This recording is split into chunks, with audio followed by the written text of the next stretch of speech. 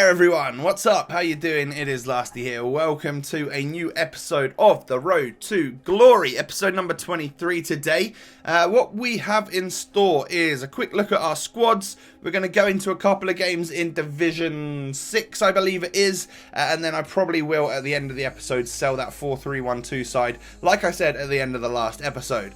So this is our current Premier League side, and as you can see we've got that cheeky little red bronze goalkeeper in the bottom left corner. I'm never going to use him, but he might as well make an appearance in case my goalie gets sent off or something. I don't know. This is the 4-3-3-4 side, the other one that we've got. Russian League, Bundesliga, Spanish League, and it's time we use this one because it's been a little while actually since we've used these guys. So we're going to my second game in Division 6 and come up against this. We haven't really come up against squads like this before, so this should be a decent little test. 3-4-2-1 side, or 3-4-1-2 should I say, with 1, 2, 3, 4, 5 informs I think in that team, maybe even 6, I can't even remember. But this guy was weird. To start the game off, I felt like I had the run of the play. Like I was playing the ball around him and stuff. I was doing all right. Couldn't quite break him down, but you know, we were doing okay.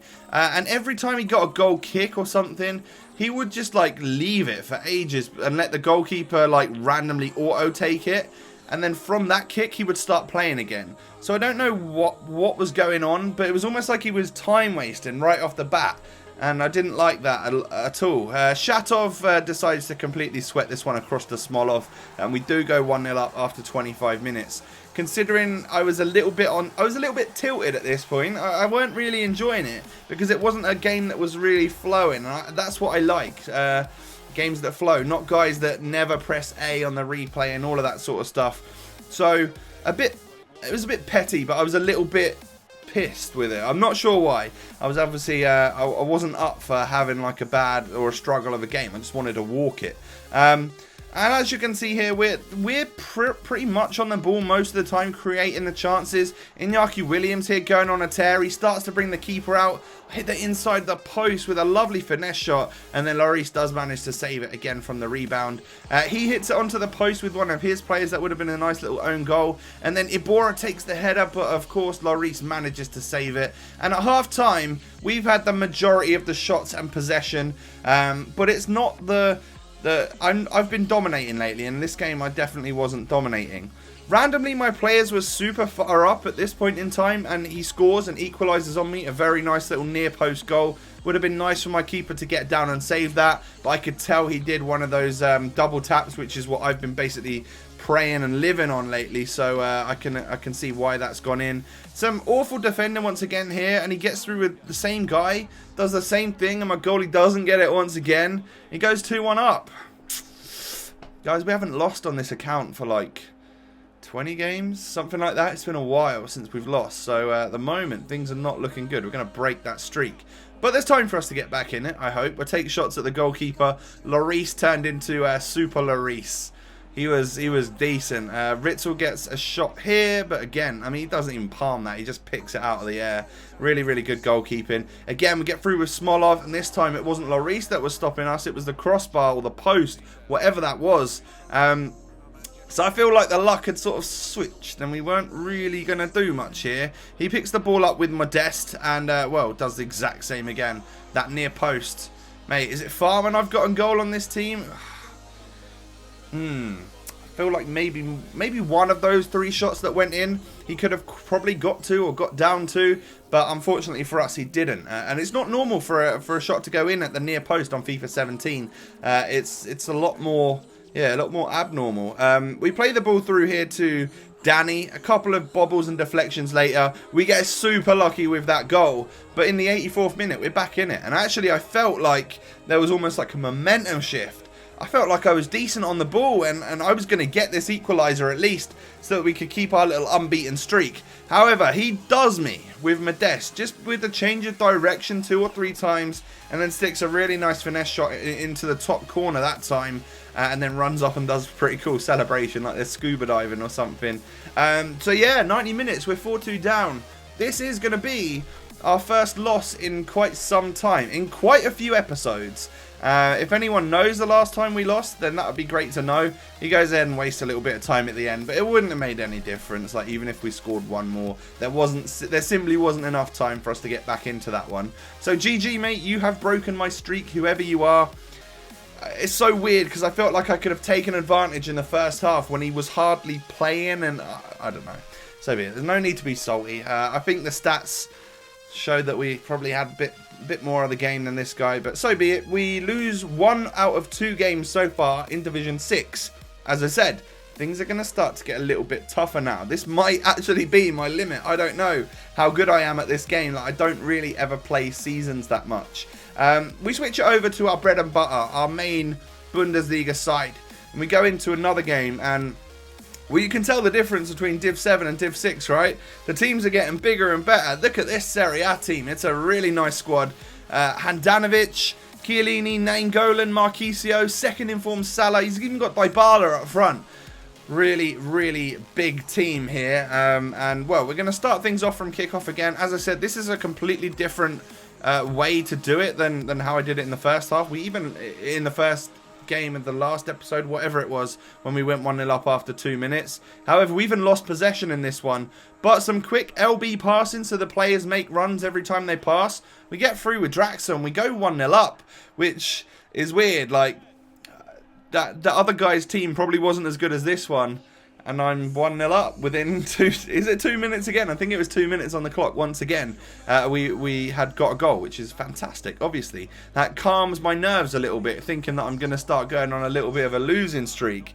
Chicharito plays it through to Draxler here. He's got defenders all over the place, and we're so open and so through that 5-star weak foot of Julian Draxler. Julian Draxler? He's not Julian Lescott, mate. Julian Draxler scores his second of the game, and as always, the guy's on fire. He scores so many goals for my team. It's unbelievable. 2-0 up after only a few minutes in that first half. I'm feeling comfortable. I'm feeling confident.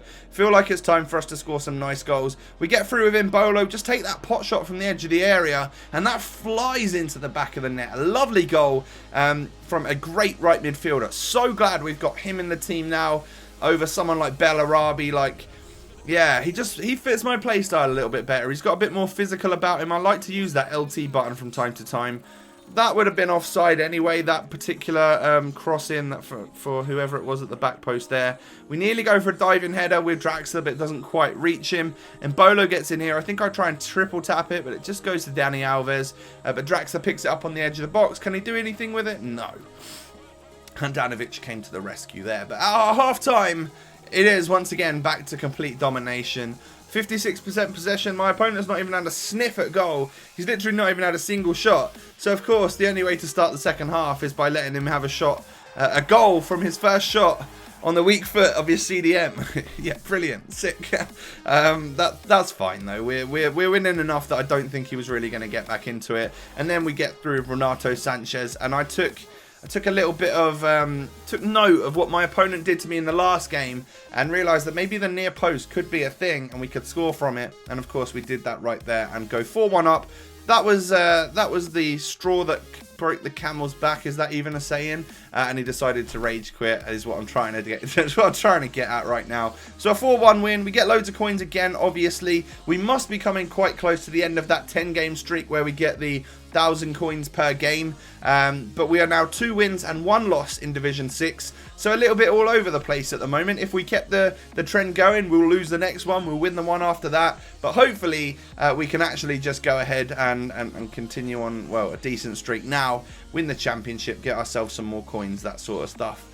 So, the time has finally come. I've only been talking about it for about 5 episodes where I'm actually going to sell this team, or the majority of it anyway. I'm a little bit attached to Ben Yedder, even though I'm hardly using him on this account. But he's only like 800 coins or something at the moment, so decided I'm going to keep him in the club. I stupidly sell Tolisso, thinking that I was selling Cabela, and I sold Tolisso for like 1,000 coins, over 1,000 coins cheaper than he's actually going for. Absolutely annoyed and gutted at that point because I hate losing out on money that I could have had. So yeah, I was proper annoyed with that. I was looking at like a website to see what his price was, and then I listed him, and I didn't even look and see that it wasn't even Cabela I was listing. It was friggin' Tolisso. That annoyed me a little bit, I'm not going to lie. But I sell everyone else in the team, including Niang, but I leave Ben Yedder and I leave Iborra because I couldn't sell him because he's injured, and he's in another team that we've got anyway. So yeah, we can't really get rid of him. So at the moment, we are back down to 3 squads, the BPL team full of loan players. Only 2 games left on Hazard, and then we switch him out for Anthony Martial, and we'll have to use him. So I think we've probably got 7 games left with this entire squad before Mahrez, and we run out with Mahrez and Hazard and Martial. So then we'd have to either bring players in, sell some of these guys, or do whatever. Of course, we've got the other 4-3-3 squad with the Russian, Spanish, and German players in it, and then we've got the sick Bundesliga side, which is really strong and all that sort of stuff. So we're rocking nearly 40,000 coins again at this point in time. Maybe even around, yeah, maybe 40,000 exactly, something like that, if some of the players that I've put up on the market sell. So maybe there's room for a new team yet again. Maybe we need to, with this market crash, be picking up some pretty sick players. Let me know if there's any specific players that normally cost quite a lot that are a lot cheaper now at this point in time. That would be pretty cool to know. Thanks for watching. If you've enjoyed, smash a thumbs up on it, and don't forget to subscribe to my channel if you guys are new around here. Have a good one, and I'll catch you next time, guys. Peace.